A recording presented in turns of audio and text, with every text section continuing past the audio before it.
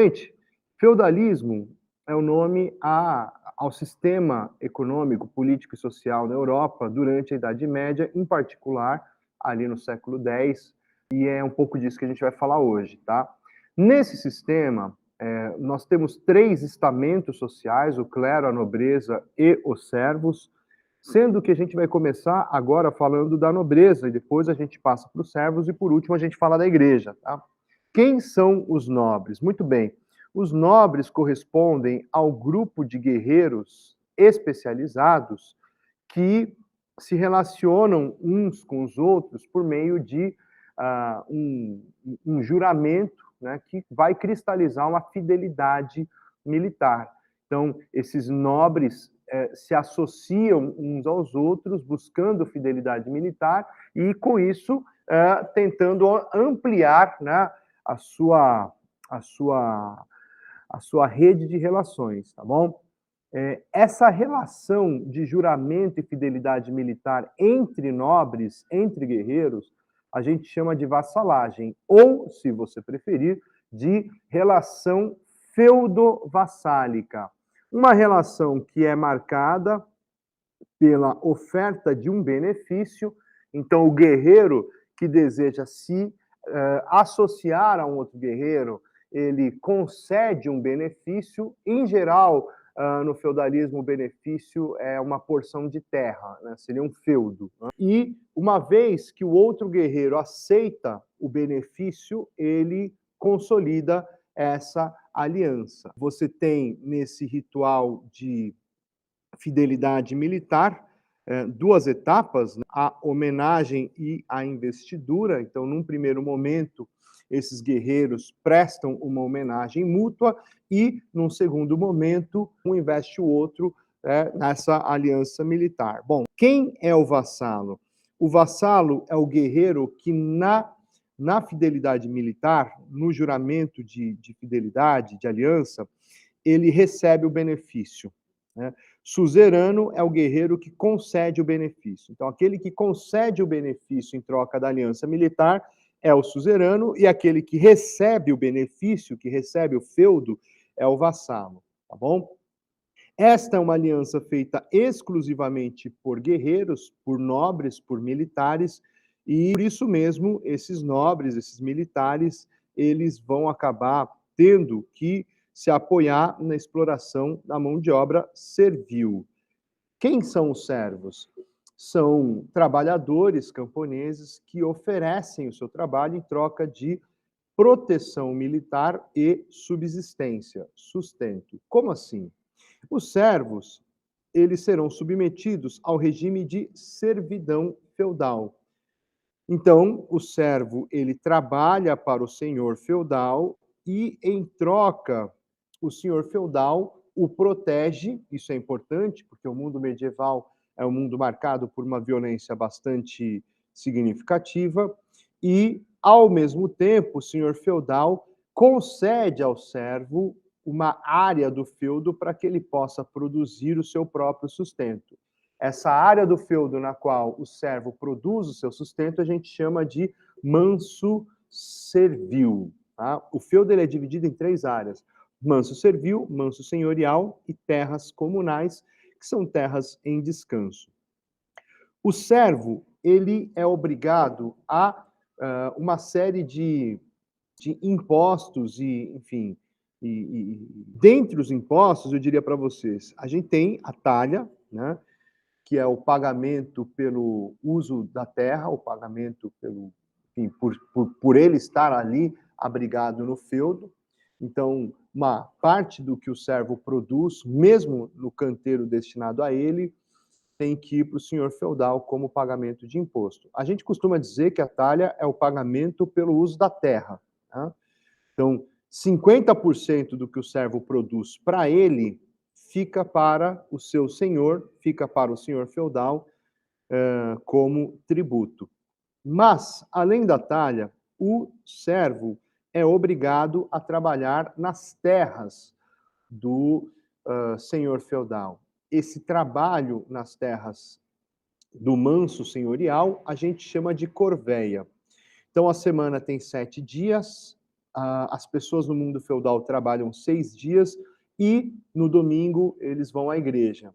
Então, o servo ele trabalha em dias alternados no manso servil, em dias alternados no manso senhorial. 3 vezes por semana o servo trabalha para ele mesmo e 3 dias por semana ele trabalha para o senhor feudal. Este trabalho destinado ao senhor feudal é chamado de corveia. Então, 3 vezes por semana, o servo é obrigado a trabalhar para o senhor feudal no manso senhorial. E, além da corveia, nós temos a banalidade, que é o pagamento pelo uso das instalações do feudo e pelo uso das ferramentas, como enfim, enxada, arado, moinho, tudo que tem no feudo, todas as instalações e ferramentas são do senhor feudal, e o servo deve pagar esses tributos, que a gente chama de banalidade. Temos também a mão morta, que é o pagamento que o servo deve fazer quando algum parente seu morre, e por último aqui o tostão de Pedro, que é o dízimo, a 10ª parte daquilo que é produzido deve ir para a Igreja Católica.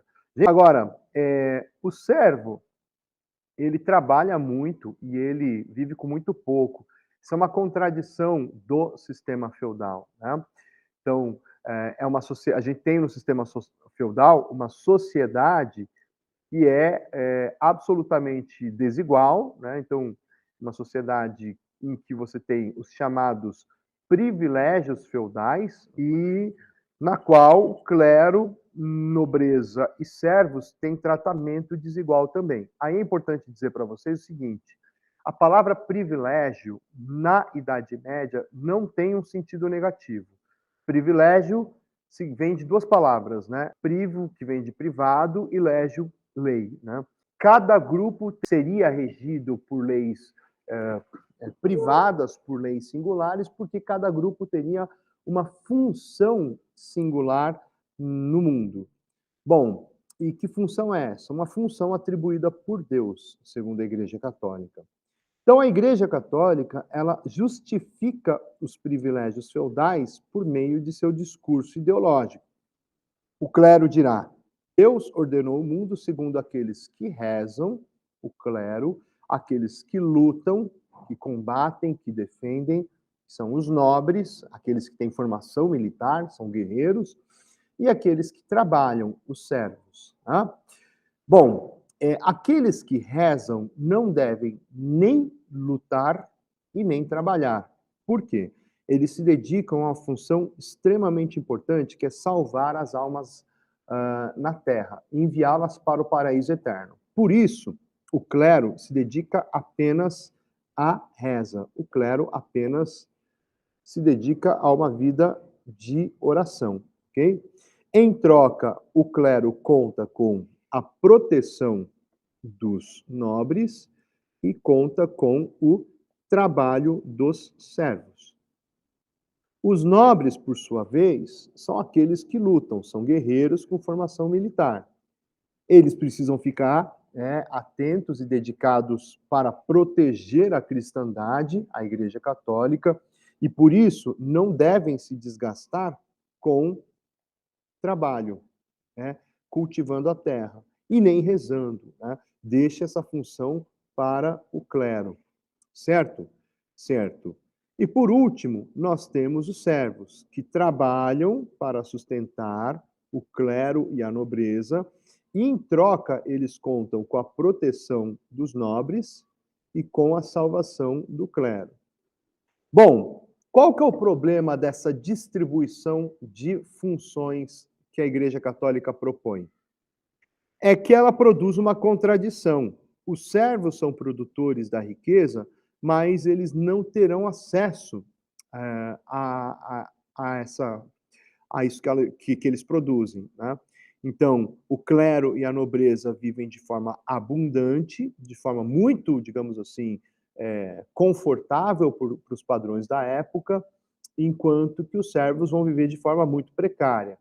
Contraditoriamente, aqueles que vivem de forma precária são justamente aqueles que produzem a riqueza e o sustento do clero e da nobreza. Então, isso aqui seria uma contradição da organização social feudal. Bom, mas isto ocorre por quê? Porque a Igreja Católica é a instituição mais rica e poderosa da Idade Média. É a instituição que tem um amplo poder. É um poder espiritual. Aqui os materiais gostam de chamar de poder espiritual. Eu não gosto muito, mas estou usando a nomenclatura que costuma cair nos exames e nos materiais didáticos, tá bom? O poder espiritual seria o poder religioso, né, de conduzir as pessoas de acordo com certos dogmas, que muitas vezes favorecem a própria igreja, e o poder temporal. O que é o poder temporal? É o poder que a igreja tem sobre as coisas do mundo. Então, a igreja tem largas extensões de terra, ela conta com a doação de toda a população católica, e por isso ela tem muito poder temporal. Bom, a gente pode dizer que, de certa forma, a igreja tem um poder ideológico. O que é ideologia? Ideologia é a forma como a gente vê e interpreta o mundo. Então, a igreja consegue, de certa forma, incultar nas pessoas, né, enfim, fazer com que as pessoas enxerguem o mundo de acordo com as suas próprias convicções. Então, isto faz com que ela própria, a igreja, tenha grande poder de influência sobre todos. Não por acaso que a gente costuma dizer que a cultura no mundo medieval é uma cultura marcada pela forte influência da Igreja Católica. Então, uma cultura teocêntrica. O que é que significa a palavra teo? Teo significa Deus. E centrismo vem de centro. Então, a cultura feudal, a cultura medieval, ela é teocêntrica, porque ela tem a religião como um elemento de forte influência. Então, para tudo que você tem de produção artística, cultural, intelectual na Idade Média, você tem a influência da religião, da Igreja Católica. O mundo medieval é um mundo teocêntrico. Onde a gente observa isso? Por exemplo, na arte. A arte medieval a gente diz que é uma arte sacra, né? Uma arte sacra. Sacra significa sagrado, né? Então, quer dizer, uma arte fortemente influenciada por temas religiosos. A igreja acreditava que era capaz de promover a cristandade, enfim, por meio da arte, ou seja, ensinar sobre passagens bíblicas, ensinar sobre a palavra de Deus por meio da arte. Então, a arte medieval, quase sempre, ela é feita em tapetes, né, enfim, para aquecer o interior das construções, que são muito gélidas, com pouca circulação de vento, de ar, no interior dessas construções, e esses tapetes, eles são quase sempre figuras bíblicas, né, figuras do Antigo e do Novo Testamento. Essas imagens, elas são, no geral, bidimensional, e com ausência de proporção. Não que os medievais não dominassem essa técnica, mas porque eles acreditavam que era uma forma de transmitir melhor certas ideias. Então, se tem uma imagem de Jesus Cristo e os apóstolos, quase sempre Cristo é a figura maior em posição central, enquanto que os apóstolos serão figuras menores em posição inferior na imagem que está ali desenhada no tapete, tá? Então, isso é só para te dar um exemplo do que seria assim, uma arte sacra medieval. Mas você tem também, por exemplo, outras formas de expressão artísticas que, por exemplo, a arquitetura românica, né? Então, quando você olha para as igrejas medievais, você tem ali até a Baixa Idade Média uma arquitetura românica, que é uma arquitetura mais horizontalizada, paredes mais grossas, poucas entradas de ar, que reflete o quê? A realidade de um mundo em guerra, né? Então, quer dizer, é uma construção fortificada de guerra. Lá na Baixa Idade Média, você tem as construções góticas. Então, na Baixa Idade Média, a gente tem um aumento populacional, uma intensificação das atividades comerciais, monetárias, e uma vida urbana mais intensa. Então, a igreja, para se destacar no meio de de toda aquela aglomeração que as cidades têm na Baixa Idade Média, ela precisa se verticalizar. Então, a gente tem a arquitetura gótica, uma arquitetura verticalizada, apontada para o céu, aí sim, né, com bastante entrada de luz, muito adornada com vitrais, enfim, e cujo objetivo era fazer com que o sujeito se sentisse pequeno dentro da casa de Deus. Então, quando o sujeito está ali no meio da cidade e ele entra dentro de uma igreja, ele vai ficar simplesmente fascinado com a iluminação, né, dos raios de sol que batem pelos vitrais e fazem aquele jogo de luzes e cores no interior da igreja, e, enfim, com a questão também da altura da igreja e da acústica que isso promove. Então, seria um lugar distinto, né, um lugar único dentro das cidades medievais. E também um ponto de referência, né? De longe você avista a cidade, e ao avistar a cidade, você vê a igreja, que é o ponto mais alto, mais importante dessas construções, tudo bem? Bom, para finalizar, acho que vale a pena dizer para vocês que a igreja, sobretudo no final da Idade Média, isso é um traço do final da Idade Média, enfim, ela passa a combater cada vez, enfim, de forma mais incisiva, as heresias. Heresia é um termo que deriva da palavra herege, e herege significa escolha no latim.